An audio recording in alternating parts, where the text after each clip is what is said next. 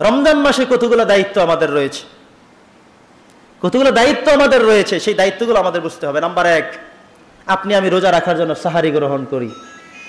কি করি আমরা? সেহেরি না, হলো সাহারি। শয় আকার দিয়ে বলবেন বাংলায় বললে, আরবিতে হলো সিন দিয়ে, সিনে জবর সাহারি। আর যদি বাংলায় বলেন তাহলে সাহারি বলবেন, সেহেরি না। সেহের হলো ভিন্ন জিনিস, আর সাহুর হলো ভিন্ন জিনিস। আমরা সাহারি খাই, সেহেরি খাই না। কথা কি বুঝতেছেন? সেহের না, সেহের হলো জাদু করা, কাউকে নষ্ট করা। আমরা নষ্ট করি না, আমরা কি করি? সাহারি গ্রহণ করি, সাহুর খাই।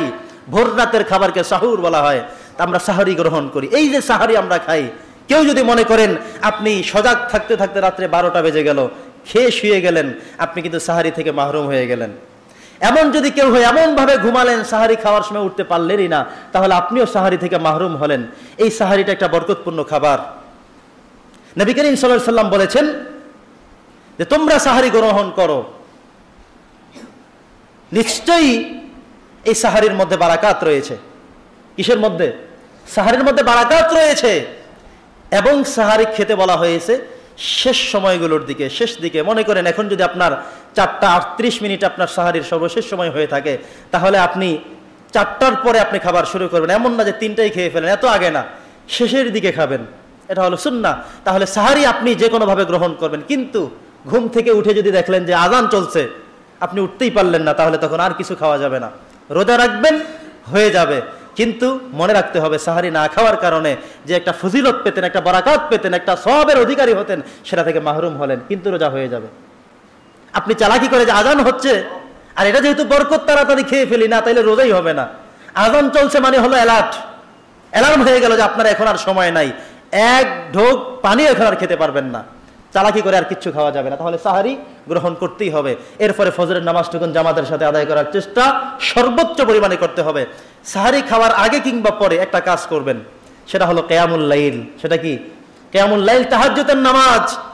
দীর্ঘ 1 বছর 11টি মাস আমরা অতিবাহিত করলাম। এমন অসংখ্য মানুষ আমরা আছি যারা যে কোনো একটা দিন একটু তাহাজ্জুদের নামাজ পড়তে পড়ি না, অভ্যাস নাই। এখন যেহেতু আমাকে প্রত্যেক দিন সাহারি খেতে উঠতে হচ্ছেই, সিদ্ধান্ত নিয়ে ফেলুন, সাহারি খেতে উঠবেন, সাহারি খাবেন। এখনো সময় বাকি আছে 10 মিনিট, উজু করে তো ফজরের নামাজ এমনিতেই তো পড়বেন। ফজরের নামাজ না পড়ে কি পারবেন? তাহলে অন্তত 2 রাকাত করে 4 রাকাত নামাজ আপনি তাহাজ্জুদের নামাজ পড়ে দিন। ঠিক আছে কথা? অথবা একটু আগে ভাগে উঠেন, আগে তাহাজ্জুদের নামাজ আদায় করে তারপরে আপনি সাহারি গ্রহণ করেন। এই গেল 2টা বিষয়। নাম্বার 3, সারাদিন আপনি যে রোজাগুলো রাখবেন, এই দিনের মধ্যে আপনি আগে যদি মিথ্যা কথা বলে থাকতেন, এখন আর বলবেন না। ধোঁকাবাজির কোনো কাজ করবেন না। নামাজগুলো আযান হচ্ছে, মসজিদে চলে এসে নামাজ পড়বেন। নামাজগুলো যেন আপনার কন্টিনিউ হয়, জামাতের সাথে হয়, তাকবীর উলার সাথে হয়। প্রত্যেকটি উজু, প্রতিটি ওয়াক্ত নামাজ আপনি সবচেয়ে সুন্দর করে ভালোবেসে ভালো লাগিয়ে আপনি করার চেষ্টা করবেন। কারণ হলো উজু করার ক্ষেত্রে আপনি যত সতর্ক হবেন, গুররাম মুহাজ্জালিনা মিন আসারিল ওযু, হাদিসে আসছে কিয়ামতের দিন উজুর সেই অঙ্গগুলো সূর্যের আলোর মতো করে চমকাতে থাকবে। সুবহানাল্লাহ বলেন। আপনি হাসরের ময়দানে আছেন, কিন্তু আপনি যে উজুর জায়গাগুলো যেভাবে আপনি সুন্দর করে ধৌত করলেন, আপনার চেহারা থেকে সূর্যের চাইতে বেশি কিরণ এবং আলো টকবক করতে থাকবে। কারণ হলো আপনি উজু করেছেন সুন্দর করে। গুররাম মুহাজ্জালিনা মিন আসারিল ওযু, আপনার উজুর সেই জায়গাগুলো এমন চমকাতে থাকবে। আলহামদুলিল্লাহ। এজন্য ভালো করে উজু করবেন, ভালো করে নামাজ পড়বেন। সারাদিন না খেয়ে থাকার নাম রোজা না। স্ত্রী সম্পর্ক থেকে দূরে থাকা, না খেয়ে থাকা, এমনকি যত পাপাচার কাজ আছে, পাপাচার কথা আছে, সবগুলো থেকে নিজেকে হেফাজতে রাখতে হবে। সেটার নাম হলো রোজা। সেভাবেই রাখার চেষ্টা করতে হবে। সারাদিন আমাদের এমন একটি সময় অতিবাহিত হয়, জোহরের পর থেকে চেষ্টা করবেন একটু কোরআন তেলাওয়াত করবেন। প্রত্যেকের জীবনে সিদ্ধান্ত নেবেন যে আমি আমার জীবনে যা করেছি না করেছি শেষ, কিন্তু এই রমজানটা আমি সিদ্ধান্ত নিলাম আমি কোরআন শিখবো, আমি কোরআন পড়তে জানি। তাহলে কোরআন একটি খতম করার চেষ্টা করেন। প্রত্যেক দিন 1 পারা 2 পারা করে কোরআন পড়েন। সময় থাকলে একটু অর্থটা দেখেন, কি অর্থ লেখা আছে এখানে। অর্থ জানলে একটু তাফসীরটা দেখেন না রে ভাই, শুধু হুজুরদের থেকে 1-2 আয়াত থেকে শুনবেন, তাহলে কিভাবে আপনি শেষ করবেন এই কোরআনের সিলেবাস? বিশাল এক কোরআন মাজিদ আল্লাহ দিয়ে দিয়েছেন, সকল কিছু তথ্য উপাত্ত এখানে গবেষণা দিয়ে রেখেছেন, কিন্তু তার ধারে কাছে আমরা নেই। অর্থটুকু জানেন, মাঝে মধ্যে একটু তাফসীর পড়েন, নিজেকে পরিবর্তনের সিদ্ধান্ত নেন না। দেখেন না রমজান আপনাকে কোনো কিছু পরিবর্তন এনে দেয় কিনা। রমজানে সবচেয়ে সৌভাগ্যবান তারাই হবেন যারা রমজান মাস পাওয়ার পরে নিজের জীবনকে অন্তত একটু বদলিয়ে পরিবর্তন করে জান্নাতের রাস্তার দিকে অগ্রসর হতে পেরেছেন। আলহামদুলিল্লাহ। চেষ্টা করবেন কোরআন মাজিদ তেলাওয়াত করতে। যারা এখনো জানি না, পড়তে পারি না, শিখি নাই, জেনারেলি শিক্ষায় শিক্ষিত, যেভাবে জাকি দিয়ে যেই জায়গায় যে করে হোক একটু কোরআন মাজিদ শেখার চেষ্টা করেন। কোরআন মাজিদ শিখেন, অন্তত আল্লাহর কাছে বলতে পারবেন, আল্লাহ একটা সময় বুঝি নাই, বাবা মা পড়ায় নাই, যখন বুঝেছি, যখন বুঝ হয়েছে, এমন একটি সময় এসে তোমার কোরআন মাজিদকে শেখার জন্যে 70 বছর বয়সেও 5 বছর বাচ্চার মতো আমি হয়ে গিয়েছি, আল্লাহ তুমি আমার জন্য সহজ করে দাও। বলা যায় না? এই কোরআনের ছাত্র হওয়ার কারণে আপনাকে ক্ষমা করে দিয়ে জান্নাতের কাতারভুক্ত করতে পারেন কে? জোরে বলতে হবে কে? আল্লাহ যেন আমাদেরকে কোরআন মাজিদ তেলাওয়াত করার, খতম করার, অর্থ বোঝার, তাফসির বোঝার তৌফিক দেয় বলে আমিন। ইফতারি করবেন, নিজে ইফতারি করবেন, আরেকজনকে ইফতারি করাবেন, আরেকজনকে ইফতারি করাবেন। হাদিসে আসছে, আপনি সারাদিন রোজা রেখে যে সওয়াব পেলেন, আরেকজনকে ইফতারি করানোর কারণে আপনার সওয়াব অক্ষুণ্ণ থাকবে। সেই ব্যক্তি রোজা রেখে কষ্ট করে যে সওয়াব পেলেন, ঠিক কপি করে আপনার আমলনামায় পেস্ট করা হবে, সেই সওয়াবটা হুবহু, তার থেকে কোনো কমানো হবে না। সুবহানাল্লাহ।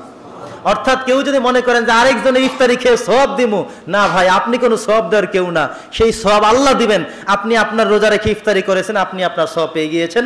যিনি আপনাকে ইফতারি করালো, সেই ব্যক্তি ইফতারি করানোর কারণে আল্লাহ তাআলা তাকে এমন একটি সওয়াব দিয়ে দিবেন, আপনার থেকে কর্তন করা হবে না, 2-1% কমায়ও দেওয়া হবে না। ইফতারি করার চেষ্টা করতে হবে।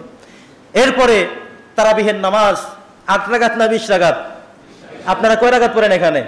20 রাকাত। আরে 8 রাকাতের পাঠি যে কতভাবে নামছে, মানে ওনাদের কাছে কিচ্ছু নাই দুনিয়াতে।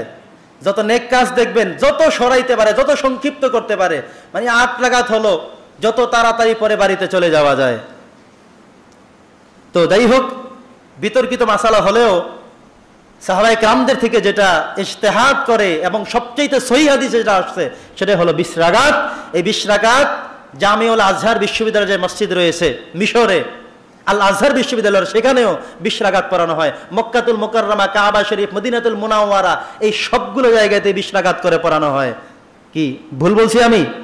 আমাদের বাংলাদেশেও সবচেয়ে বড় মসজিদ হলো বাইতুল মুকাররম, ঢাকা জাতীয় মসজিদ, সেখানেও 8 রাকাত। কয় রাকাত? 20 রাকাত। কয় রাকাত? দেখলাম যে আপনারা আমার সাথে কি বলেন, সেখানেও 20 রাকাত। তাহলে 8 রাকাত বলবেন কি করে? আমরা 20 রাকাত নামাজ পড়ে আসছি, এখনো পড়বো, সেটার উপরে আমাদের সহিহ হাদিস সহ সব কিছু রয়েছে। অতএব ইনশাআল্লাহ আমরা 20 রাকাতই পড়বো। সুবিধাবাদ শুধু এই সমস্ত মানুষেরা যারা ঠিকমতো নামাজ পড়ে না, তারাই এসে বলে নামাজ 8 রাকাত পড়ে, ওই 8 রাকাত পরে আসতে চলে যায়। তার মানে হলো তারা হলো ফাঁকিবাজি। 12 রাকাতকে পড়লো না, 8 রাকাত পরেই চলে গেল। আমরা 20 রাকাতই পড়বো। 20 রাকাত পড়লে সওয়াব কম না, 12 রাকাত বাড়তি পড়ার কারণে সওয়াব কি কম হবে আমাদের? 8 রাকাতের চাইতে কি কম হবে না? অনেক অনেক বেশি হবে, অনেক বেশি হবে। তো যাই হোক, আমরা তারাবিহের সালাতগুলো আদায় করার চেষ্টা করব। যেই জায়গাগুলোতে খতমে তারাবি হচ্ছে সেই জায়গাগুলোতে আমরা অ্যাটেন্ড করব।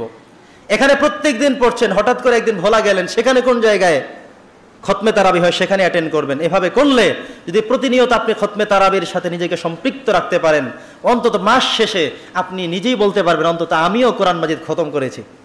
সবাই পরে পরে করেছে, আমি অন্তত শুনে শুনে আমার খতম হয়ে গেল। ঠিক আছে কথা? তো চেষ্টা করবেন যে মসজিদগুলোতে খতমে তারাবি হয়। আরে ভাই, কষ্ট তো সবসময়ই করেন, কষ্ট তো হয়। রমজান মাসের পরে 20 রাকাত তারাবিও পাবেন না, খতমও পাবেন না, কিচ্ছু পাবেন না। চেষ্টা করুন এই ইবাদতগুলোর সাথে নিজেদেরকে সম্পৃক্ত রাখতে। আর প্রত্যেকের জায়গা থেকে বেশি বেশি পরিমাণে যার যার জায়গা থেকে ইবাদত বন্দেগী বাড়িয়ে দেন। নবী করিম সাল্লাল্লাহু আলাইহি সাল্লাম রমজান মাস আসলে বেশি বেশি দান সাদাকা করতেন। কি করতেন? জোরে বলেন না, দানের কথা আসলে থেমে যান কেন? নবীজি সবচাইতে বেশি দান করতেন রমজান মাস আসলে। এখন তো রমজান মাস, আজকে প্রথম রোজা, মাত্র 5টা জুমার দিন আমরা পাবো। কয়টা জুমা পাবো? 5টা জুমা আমরা এই রমজান মাসে এই বছরেও পাবো, গত বছরও পেয়েছি। এবার আমরা 5টা জুমাবার পাবো রমজান মাস, পুরো রমজান মাসের 1 মাসের মধ্যে 5টা জুমা পাবো। আজকে প্রথম জুমা। আমরা প্রত্যেকে যার যার জায়গা থেকে সিদ্ধান্ত নেই, আপনাকে আল্লাহ তাআলা যেমন রেখেছেন, আপনি আপনার জায়গা থেকে মসজিদে প্রত্যেক জুমা একটা অ্যামাউন্ট দিয়ে দিবেন, যে আমাকে আল্লাহ ভালো রেখেছেন, প্রত্যেক জুমায় 100 টাকা করে, 100 টাকার একটা নোট আমি মসজিদে দিয়ে দিব। 5 জুমায় 5টা নোট জমা হলো, 1/70 শুধুমাত্র নয়, আপনার এই সব আল্লাহ তাআলা নিজ কুদরতি হাতে দিয়ে দিবেন, অসংখ্য গণিত ভাবে বেড়ে যাবে। সুবহানাল্লাহ। এই জন্য প্রত্যেকের জায়গা থেকে আপনি 100 টাকার মালিক দিয়ে ফেলেন, 50 টাকা দিবেন দেন, 20 টাকা দিবেন দেন, কিন্তু মাহরুম কেউ থাকার চেষ্টা করবেন না। প্রত্যেকের জায়গা থেকে আপনার সামনে দিয়ে কেউ চলে যাবে, দানের মানুষ চলে যাবে, বাতি চলে যাবে, আপনি সেখানে হাত দিতে পারবেন না, সেটা যেন না হয়। প্রত্যেকের জায়গা থেকে চেষ্টা করব। আমরা চাই এই রমজানুল মোবারক মাস যদি আমার জীবনে যেন সর্বশেষ রমজান হয়ে থাকে, সর্বশেষ সময় হয়ে থাকে, অন্তত এই রোজার দ্বারা যেন আমাকে মুক্ত করিয়ে জান্নাতি মানুষের মিছিলের কাতারে, মিছিলের শামিল যেন আমরা হয়ে যেতে পারি।